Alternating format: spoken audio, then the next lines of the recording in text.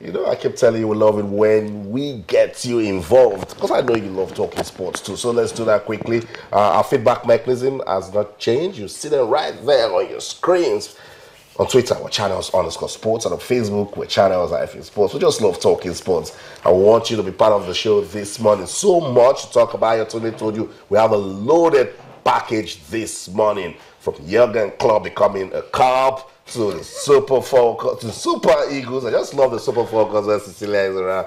To the D Tigress. We'll be reviewing the Afro Basket Women's Championship that just ended in Yaoundé. Talk to us on Twitter, our channels_sports, on Facebook, channels_sports. You want to send us an email, please do. sportsthismorning@channelstv.com. We'll also be reading your tweets on the show this morning, of course, your Facebook messages. So if you're ready, we're ready. So come along with us now. Guys, where are we going from here? Yeah, we'll just talk a little bit about Vincent Enyeama, of course, the caps is made and all that. And before we go on our break, well, first of all, if you look at, the service here is just actually given to Nigeria. Yeah. You're looking at someone who's 33. I mean, he's been in Nigeria for he's been within the senior national team for 13 years. Yeah. And of course, I listened to him last night on Sports Tonight to be able to get him loud and clear. And especially at that particular moment when he was talking about the fact that if he had to do something really, if he had to come back, because you ask him the question that will he ever think of coming back to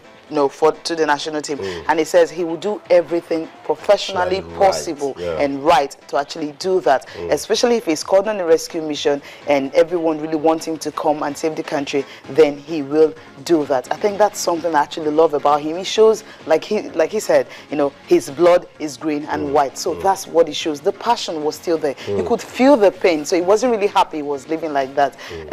When you want to have someone that has had about 101 caps for your country, your most cap player, you want the player to actually go on a high. You want everyone to celebrate him. When he made his 100 cap, remember there was actually a trophy given to him by Nigerian Football Federation on the pitch. So we're looking at that when he's now announcing his retirement. So we're going to look at that scenario whereby something like that will be done. But right now we're not going to see that. Maybe we might see that, but we haven't heard any from Nigerian Football Federation. They says, okay, he has retired. There's nothing they can do about it. But I think there are ways they can still do this, because if you have just one keeper, Carl Ikeme, the others are not proven. Carl Ikeme is not even a proven goalkeeper, but he is a proven goalkeeper. Now, just look at the statistics. International career from May 2002 to October 2015. That was just yesterday. And of course, check when he made his debut for Nigeria in May against Kenya. And of course, Africa Cup of Nations, you're having 5. And out of this, he won the one of 2013. 2010, of course, you remember they finished third in that one. 2006, they finished third. 2004, they finished third. World Cup appearances 3 times. Remember when it was actually called in, to be backup for Ike Sharon. And of course, he was able to keep a clean sheet against England when he made that. So when you look at this, you just discover that this is a player who still had so much to offer the country, because he's just 33. You could see that passion. He's the first choice goalkeeper for his team. So he shows that as a first choice goalkeeper, you can be a third choice for your national team, because if you look at the other keepers that are there, I'm not trying to actually bring them down, but I think Vincent is the most experienced. Vincent is proven. The others are not proven, and they're not even playing in top division like the coach has said. Although he says he will definitely pick a keeper from any other division as long as the goalkeeper is good. But I feel when you have someone who can still give so much, just stick with him. I certainly agree with what Cecilia has said. It's she got it spot on. For Vincent Enyeama, I would have always expected that when we want to fizzle out our players, it has to be a gradual process. And she talked about celebrating them, giving them an exit that is well befitting, not just something that is abrupt. So it really came as a huge shock to me when he announced it. But well, the coach has made his decision. That's it. We just have to move on. Actually, let's say it again.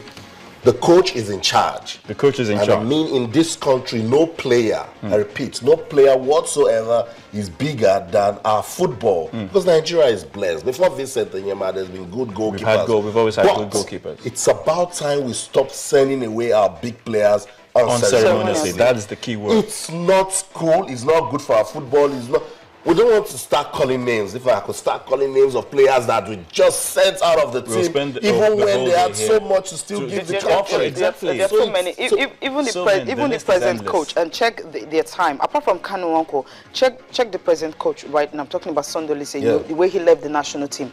Most of them didn't want to live like that, but things happen, and they just had to go, and they just don't stop playing. So we felt, okay, that era is actually gone, but this is actually an end of another era, so to speak, because it's really sad. I just hope and pray that something will bring him back to the national team. Then he will retire call a press conference, call everyone and says, okay, I'm leaving the national team, but not just like this. He might come back. If he doesn't come back, Nigerian football will go on. We know that. We know that. Get better. And Vincent said, if his presence on the team will not make Nigerian football prosper, then he should leave. And I support that too. But I think that's a sarcastic statement. Well, I'm sorry to say, but I think that's what it is. I'm sorry. We need to listen to Coach Sunday Oliseh. And I mean, he doesn't owe Vincent an explanation.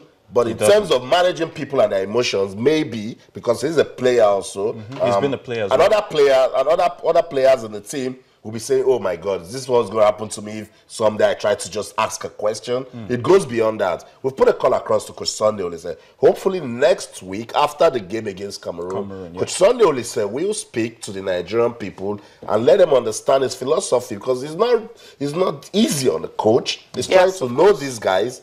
But some statements Vincent made are not so encouraging, like the coach saying, I don't know you, I don't care what you... No. Some really players will hear from the coach. Yeah, some players. So that's why we'll not say we'll just listen to Vincent, and we're taking some other words that we've been hearing from the media, as regards what which could be speculations. So guys, that's about it. Let's move on. Wish Nigerian football very well. Yeah, and hopefully someday we'll have Vincent again. Okay, you guys were actually talking about the fact that, okay, what's happening in FIFA, FIPRO actually saying that, well, they're really disappointed in them, and they feel that trusting them is definitely going to be difficult. So that means no more trust in FIFA. Yeah, that's why I was saying, that's why they're doing all of this, but I mean, that's FIFA's problem. That's FIFA's problem. Let's just let's go down our own break. Let's go on the break.